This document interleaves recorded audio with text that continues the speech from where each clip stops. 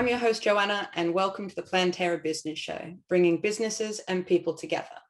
My guest today is professionally trained in the identification of Japanese knotweed, a budding baker and a client manager for Japanese knotweed expert, Miss Lara Simpson. Hi, Joanna. It's nice to be here. Fantastic to have you. Today, we're obviously hoping to discuss Japanese knotweed and the impact that it can have on mortgages. But for anyone that is watching or listening, what is Japanese knotweed?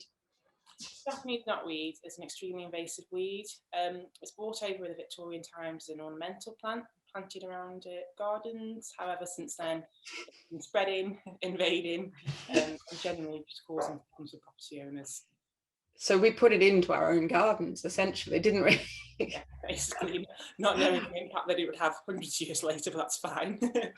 Well, I've heard the Japanese knotweed can break through concrete and walls. Is this true? It is true. I mean, it basically what it does, if it's growing within close proximity to a structural, so maybe like a wall, like you said, it'll find cracks and it'll exploit those cracks and it'll start to expand. That's when it can start to really cause damage. Oh, wow. So it's not just breaking down the walls completely, is it? No. No, call and say, oh, I've got a Japanese knotweed and it's right by the wall, and they literally think the house is going to fall. That's what's going to happen. Maybe if they leave it for years and years and years, but no, it'll just find those cracks and start to exploit them. So essentially it does still bring down walls and houses and can be dangerous to your foundations, can't it? Yeah, it can be, yeah. I mean, we just recommend it as soon as you see any sign of Japanese knotweed anywhere near to a structure, you do something about it. Quickly too, I bet. Well, it makes sense as to why banks and lenders are so cautious about it then when it comes to mortgages and Japanese knotweed. Do you experience a lot of people coming to you in that process of getting a mortgage? Yes. So, I mean, banks like to see that if there is Japanese knotweed on a property, they like to see that it's being managed and it's got a 10-year insurance guarantee. I mean, without that security, it can devalue the property, and like I said, it can cause damages. The bank don't want to lend on a property that, in a couple of years' time, isn't going to be, worth as much. Yeah, well, you can see why it's a big risk for the lender and as well the buyer, I guess. So, if you're buying a property, how would you go about finding if there was Japanese knotweed on the property or if there isn't? I mean, well, firstly, if you are buying a pre-owned property, you should receive a TA6 form. There is a section on the TA6 form that does ask specifically whether there is Japanese knotweed on the property. So you've got a box that says yes, a box that says no, and then there is a box that says unknown. Obviously, if they tick yes, you know that they've got Japanese knotweed on the property. Yeah. If they tick no or unknown, I mean, you can take no as a definite answer, but we would recommend getting a site survey anyway, just for your own peace of mind. And then again, for unknown, definitely. They are then passing the liability on to you if you do find Japanese knotweed. So we would recommend. That means you would have to pay for it, right? Yeah, basically. Yeah. So if you found knotweed that a year after you bought property, and an expert said it's been there for at least 5 years, because you accepted that unknown tick, it means that you would have to pay for it, and you are liable for that. Wow. Well, you can. That is, yeah. It's not cheap, is it though? Removal of Japanese knotweed or treatments. No. So sometimes, I mean, because it's so invasive and because it's hard to treat.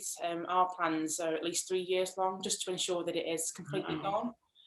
So it's a time, effort, and then we do issue a 10-year guarantee as well. So again, that's essentially 13 years that we need monitoring this. Yeah, you must get to know your clients very well then. Well, I think the TA6 form, and that's the property information form, if it does have unknown, that seems really risky for any buyer. It does, yeah. But I mean, the professionals out there, us included, all you need to do is get a site survey done, and that will give you the answers. I mean, we also check neighbouring properties as well, because mortgage lenders do require no Japanese knotweed to be within 7 metres of your boundary. Wow. Just because of the extent of the root system.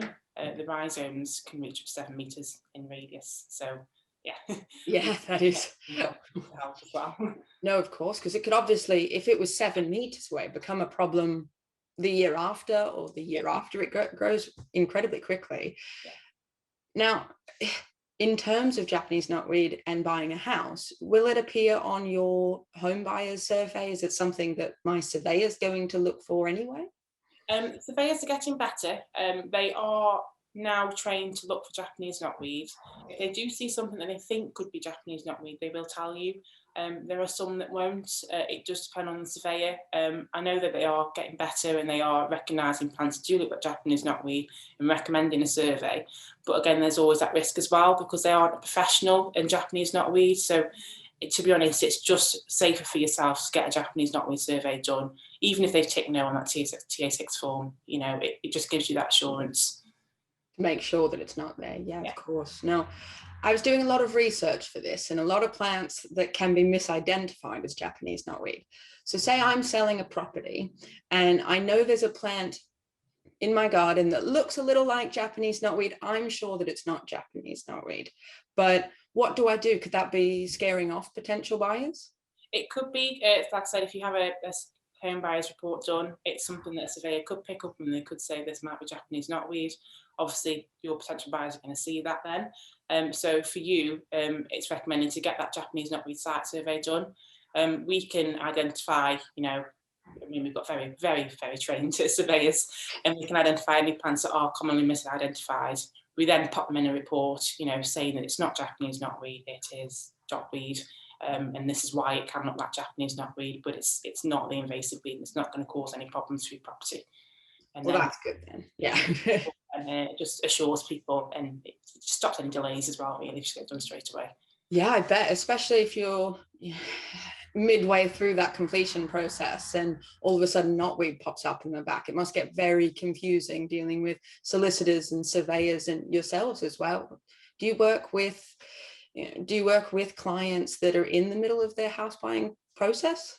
We do, yeah. So quite often when people do call us for help and advice or do need a survey, they are either right in the middle of the house buying process or at the end. It's something that's just popped up. You know, they thought they were going to complete next week, but now they might possibly have Japanese knotweed.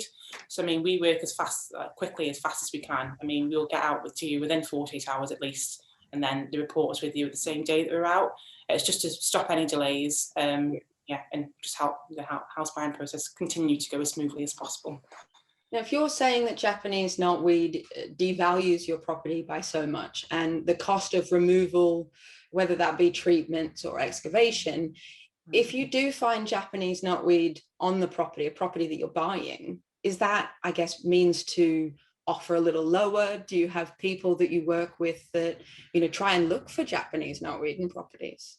Yeah, we do, because that said, that gives you reason to ask for less. I mean, sometimes the sellers, quite honestly, just want to get rid of a property that they can't want to put a Japanese knotweed plan in place. You know, sometimes they see it as sort of a lengthy process.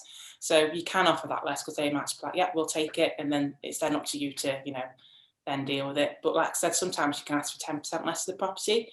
If you've got a £200,000 property, that's £20,000. If you get into a plan, it's just not going to amount to that. So it can, you know, benefit you as well. So you could be making money off Japanese knotweed essentially then. Yeah, we have a lot of property developers who do look for Japanese knotweed, like you said, because they can make a lot of money from it. I guess they're not using a mortgage, essentially, because you can see why it's a definite risk for lenders, you know, lending to people and to properties with Japanese knotweed, especially with remortgaging, because I know there's been a few come up recently in the news as well of people that have been stopped from remortgaging their properties. Yeah.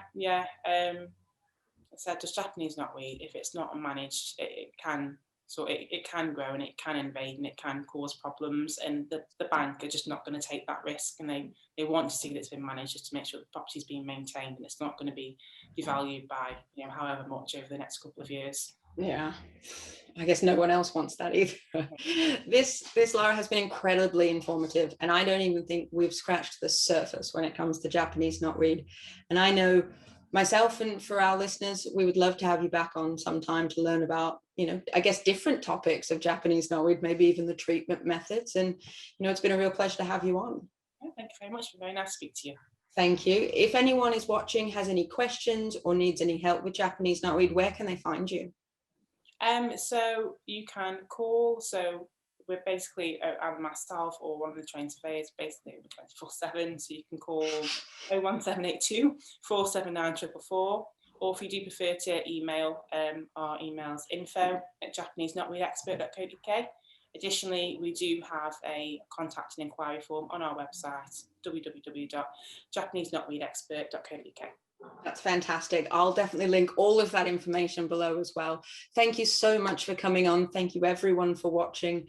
It's been an eye-opening topic, that's for sure, that I'm positive we've all enjoyed. So we'll definitely talk to you again soon, Lara. Thank you very much for coming on. No problem. Thank you very much for having me. Have a lovely day.